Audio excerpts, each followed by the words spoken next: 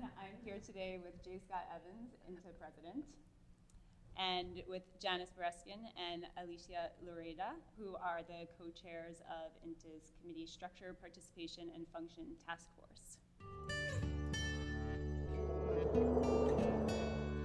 There were several reasons for the creation of this task force.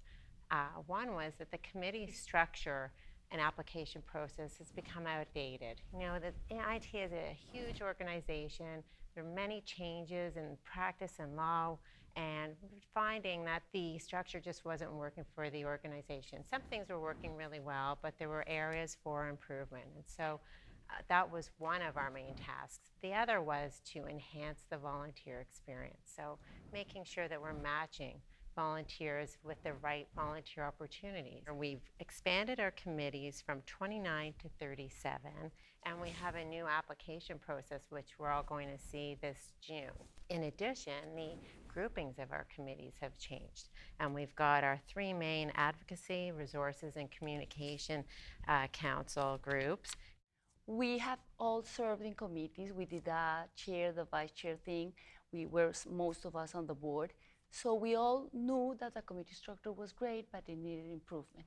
And we also talked to all the stakeholders, to the planning committee, to the nominating committee. We talked to J. Scott, we talked to Mei-lan, we talked to Sue, and we ended up fixing the things that they needed to be fixed. We have 30,000 individuals that are involved in this organization, and we have about 3,000 slots for committees. And you always struggle with matching skill set with interests. And so I think by having a new form that robustly teases out the skill set of an applicant and a lot more information about what the committee does and how it operates in the process, I think we hope to get a higher quality of candidate, someone who feels informed and empowered to be involved.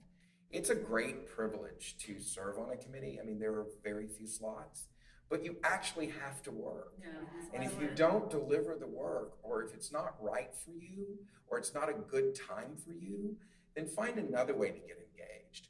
But that's what we wanted to do, is also show it's a lot of work, not only to apply, but once you get on there, so that we're getting candidates who are really committed to what they're doing and not like, oh my gosh, I'm here and I don't have any time to do this. Right. So that's some of our hope, that it's going to make it just a more quality experience for applicants, for INTA, for the committee that selects the nominating committee, because this is a big job.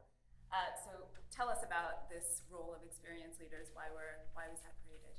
Usually if you're inside council as an officer or board member, and if you're outside council just at the board level, and people roll off after their term in these positions, and they sort of feel like they're not as engaged anymore. And we're losing a great resource because they've spent several years sort of in leadership, and they are such a great resource. And we've always struggled with how to plug them in and keep them involved. What other changes can members expect, and when? There's going to be a lot more communication.